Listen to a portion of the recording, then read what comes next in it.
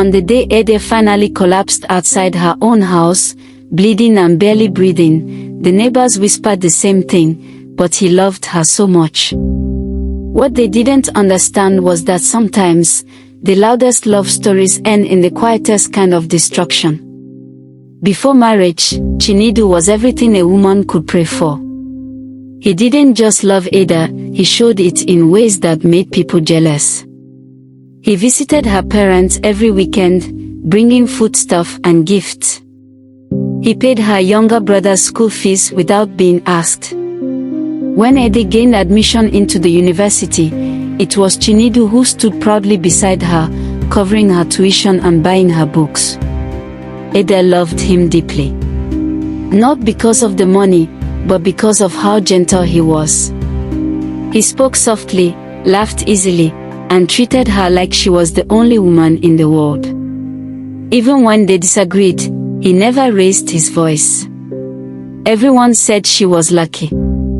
And she believed them. Their wedding in Lomé was filled with joy.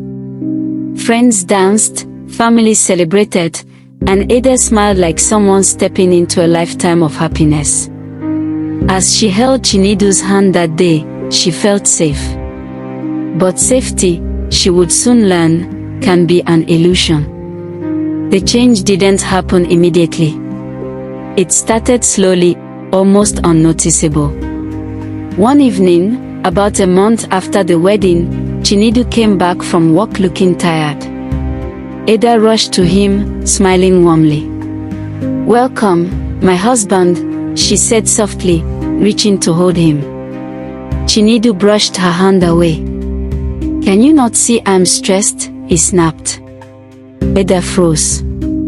It was the first time he had ever spoken to her like that. "I'm sorry," she whispered quickly. "I just wanted to." "Just wanted to what?" he cut in, irritation clear in his voice. "Give me space." That night, Ada cried quietly, telling herself it was just stress. Just work pressure. Just a bad day. But the bad days didn't stop. They multiplied. 2 weeks later, he shouted again. This time louder. Over food that wasn't warm enough. Over small things that never used to matter. Ada kept apologizing, trying harder, waking up earlier, doing everything she could to keep peace in the house. Still, nothing changed. Then one day, it happened. She was sweeping the living room when she accidentally knocked over a cup. It shattered on the floor. Chinedu's face darkened. Before Ada could speak, his hand struck her across the face. The sound echoed in the room. Ada staggered back, her heart pounding, her eyes wide with disbelief. "Next time, be careful," he barked, as if nothing unusual had happened. That was the beginning. From that moment, everything became a reason. A plate out of place. A delayed response. Even silence offended him. The man who once protected her became the one she feared the most. Neighbors began to notice. Ada's once bright face became dull. She stopped visiting friends. She covered her bruises with long sleeves and forced smiles. When people asked, she always said, "I'm fine." Because she still loved him. Because she believed he would change. Until the day he didn't stop. It was a hot afternoon. The argument started over nothing, just a simple question. But Chinedu was already angry before she spoke. This time, the beating was different. It didn't stop. He dragged her outside, shouting, hitting, ignoring her cries. Ada begged, her voice breaking, her body weak. Then everything went dark. When Chinedu finally walked away, Ada lay motionless on the ground. It was the neighbors who ran to her. The same neighbors who once envied her marriage. When Ada opened her eyes in the hospital, the first thing she felt was silence. Not the peaceful kind. The heavy kind. The kind that comes after pain has screamed itself tired. Her body ached in places she could not even explain. Her mother sat beside her, eyes swollen from crying, holding her hand like she was afraid Ada might disappear again. "You're safe now," her mother whispered. That was the moment everything changed. Not when she was beaten. Not when she collapsed. But when she realized she survived. Weeks passed, and Ada slowly healed. The bruises faded, but something deeper inside her had shifted permanently. The love she once held onto had been replaced by something else, clarity. She stopped making excuses for him. She stopped defending him. She stopped hoping. The day she returned to the house, it was not to stay. Chinedu was not around when she entered. The same house that once felt like a dream now felt empty, cold, unfamiliar. Ada walked through each room quietly, her eyes scanning memories that no longer held meaning. She packed her clothes, her books, the small pieces of herself she had almost lost. She didn't cry. Not this time. By evening, she was gone. Back to her parents' house. Back to herself. At first, Chinedu didn't notice the weight of her absence. He came home late that night, expecting silence as usual. But this silence was different. No food waiting. No soft voice greeting him. No presence. Days turned into weeks.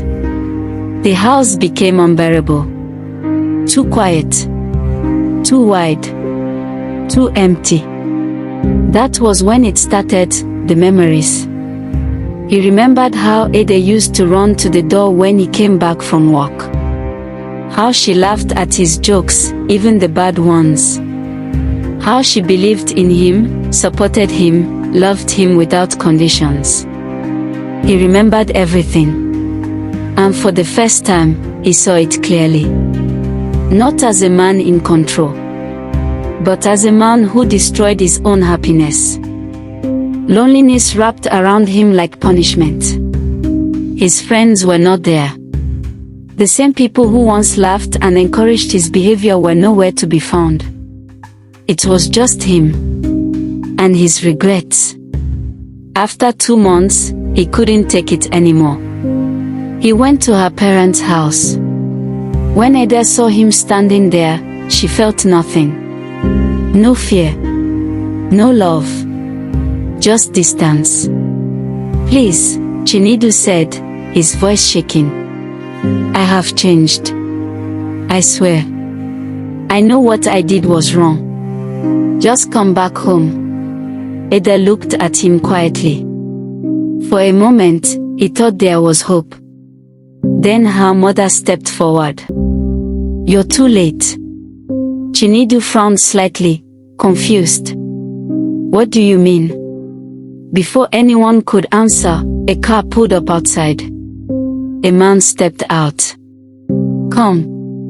Respectful. Different. Ada walked toward him and stood beside him. Her mother's voice was firm. "She is getting married. To someone who knows her worth." The words hit harder than anything Chinedu had ever felt. "No," he whispered. But it was real. He had lost her. Completely. Not because she was taken, but because he pushed her away. As Ada walked off with her new husband, she did not look back. Not once. Chinedu stood there, frozen, watching the life he once had disappear forever. And in that moment, he understood something too late. Some people are blessings. And when you destroy them, they don't come back. They become lessons. Painful ones. And the regret, it stays. For life. If you enjoyed this story, don't forget to like, share, and subscribe for more African animated moral stories. See you in the next one.